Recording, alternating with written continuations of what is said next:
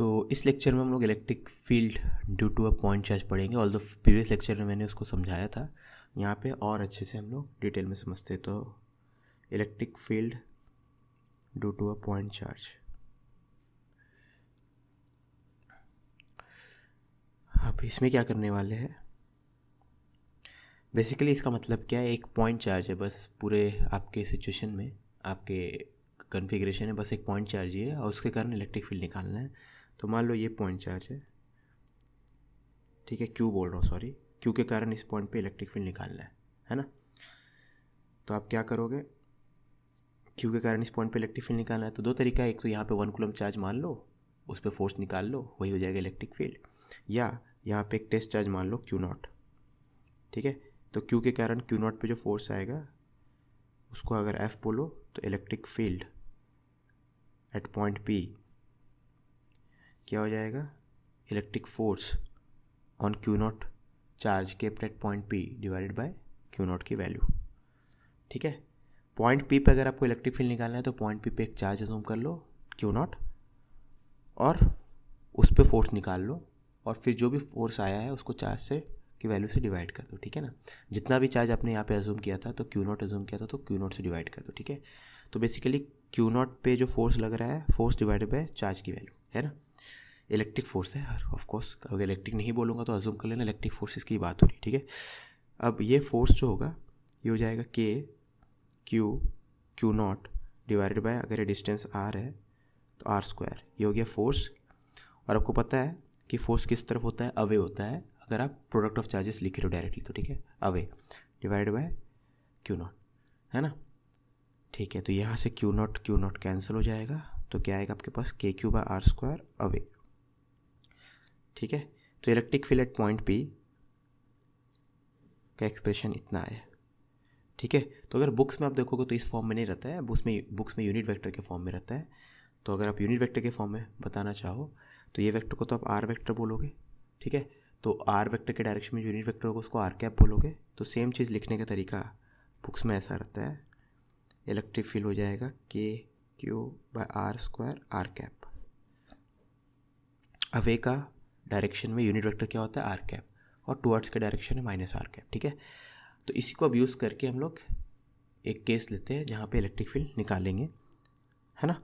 तो यहाँ पे सपोज क्वेश्चन नंबर 1 एक यूज़ कर रहे हैं यहाँ पे, जैसे यहाँ पे एक पॉइंट चार्ज है -10 माइक्रोकूलम, इसके कारण हम इस पॉइंट पे इलेक्ट्रिक फील्ड निकालना चाहते हो, ठीक है।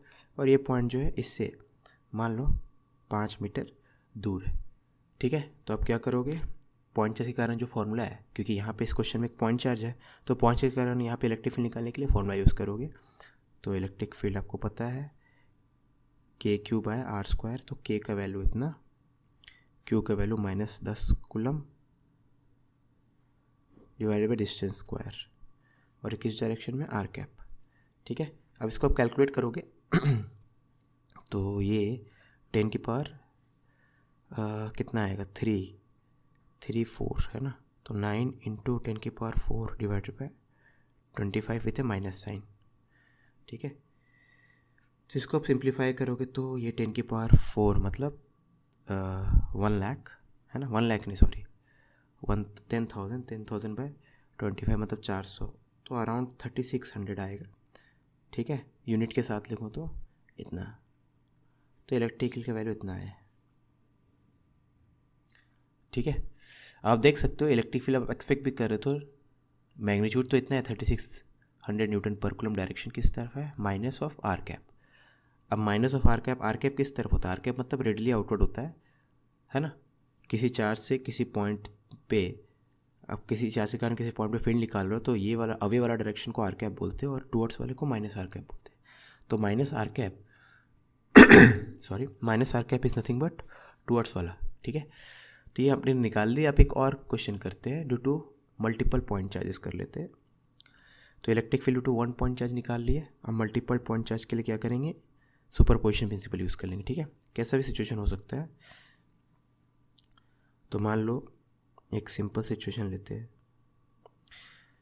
ये जो डिस्टेंस है 4 मीटर है, ये 3 मीटर है, यहाँ पे एक चार्ज दिया हुआ है 2 माइक्रोकूलम और यहाँ पे एक चार्ज दिया हुआ है 5 माइक्रोकूलम। ठीक है, बस 2 पॉइंट चार्जेस है, 2 माइक्रोकूलम का और एक 5 माइक्रोकूलम का। और हमें इस पॉइंट पे, ये 90 डिग्री है, हमें इस पॉइंट पे पूछा गया electric field, find electric field at point P. ठीक है, तो हम लोग क्या करेंगे, इलेक्ट्रिक फील्ड इस पॉइंट पे निकालने के लिए हम लोग देखेंगे क्वेश्चन में कितने चार्जेस है। तो इस क्वेश्चन में या सिचुएशन में टोटल 2 पॉइंट चार्जेस है, एक 2 माइक्रोकूलम का, एक 5 माइक्रोकूलम का, है ना। तो हम लोग क्या करेंगे, 2 माइक्रोकूलम के कारण यहाँ पे इलेक्ट्रिक फील्ड निकाल लेंगे, 5 माइक्रोकूलम के कारण यहाँ पे इलेक्ट्रिक फील्ड निकाल लेंगे और दोनों इलेक्ट्रिक फील्ड का वेक्टर सम कर देंगे।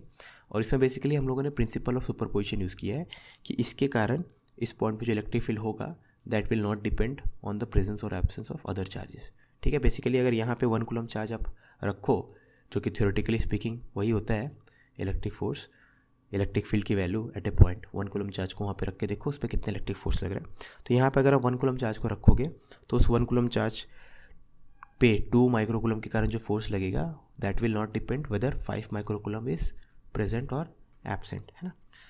तो इलेक्ट्रिक फील्ड एट पी निकालने के लिए हम लोग क्या करेंगे, electric field due to first charge, इसको फर्स्ट चार्ज बोल देते हैं, आप इसको सेकंड भी बोल सकते हो, उससे फ़र्क नहीं पड़ता क्योंकि वेक्टर सम जो है ऑर्डर पे डिपेंड नहीं करता। ठीक है, E1 प्लस E2 करेंगे, है ना, बस ये करना है हमें। ठीक है, तो हम लोग को पॉइंट पे निकालना है, तो फर्स्ट चार्ज के कारण निकाल दो यहाँ पे इलेक्ट्रिक फील्ड, फिर सेकंड चार्ज के कारण निकाल दो, दोनों को ऐड कर दो। ठीक है, अब E1 की वैल्यू लिखे अगर, तो इसके कारण यहाँ पे इलेक्ट्रिक फील्ड का मैग्नीट्यूड कितना हो जाएगा, K Q1 divided by KQ divided by R square, है ना। R कितना है यहाँ पे 4। ठीक है, और इसका डायरेक्शन किस तरफ रहेगा, इस तरफ मतलब आई कैप मान लेते हैं इसको, है ना। ओके, अब इसके कारण यहाँ पे निकालना है, तो पहले तो हम लोग R निकाल लेते हैं। R कितना है 5 मीटर, तो अब 5 माइक्रोकूलम के कारण इस पॉइंट पे निकालना है, तो 5 के कारण इस पॉइंट पे रेडियली अवे, या अवे वाला डायरेक्शन किस तरफ रहेगा, आर कैप वाला उस तरफ रहेगा। ठीक है, तो E2 की वैल्यू लिखे, तो E2 जाएगा K Q1 which is 5 × 10⁻⁻6 divided by KQ by distance square, है ना। अब इस केस में ये वाला डायरेक्शन आएगा, ठीक है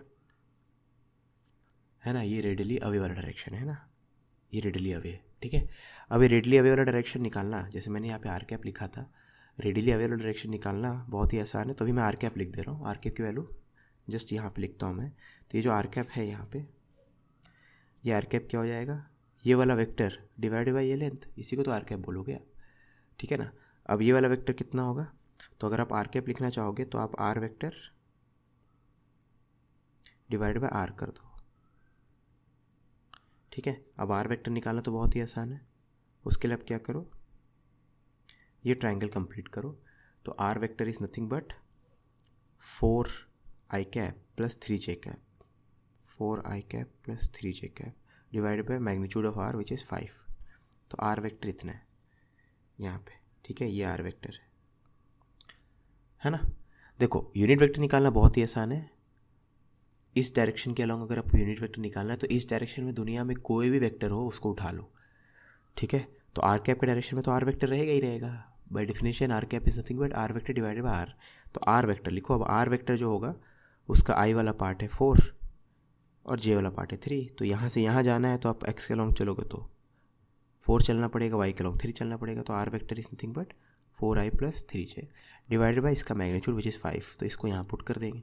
ठीक है, अब तो उसके बाद सिर्फ अलजेब्रा बचा है आपका, ये भी आई के टर्म्स में है, ये आई और जे के टर्म्स में है, दोनों को आप ऐड कर सकते हो। तो अगर ऑप्शन जो है वेक्टर फॉर्म में है तो ऐसे कर दो, मैग्नीट्यूड निकालने बोलेगा तो आपको आई वाला पार्ट और जे वाला पार्ट पता है तो आप मैग्नीट्यूड भी निकाल सकते हो। ठीक है, तो आई गेस कि इससे आपका पॉइंट चार्जेस के कारण इलेक्ट्रिक फील्ड निकालना आप यहाँ पे सीख गए होंगे। ठीक है ना, चाहे एक पॉइंट चार्ज हो या कलेक्शन ऑफ पॉइंट चार्जेस हो। ठीक है, अब नेक्स्ट सेक्शन में हम लोग कंटिन्यूस चार्ज डिस्ट्रीब्यूशन के कारण इलेक्ट्रिक फील्ड निकालना सीखेंगे।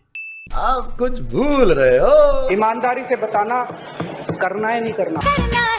करना है तो करो ना भाई, क्यों नहीं कर रहे?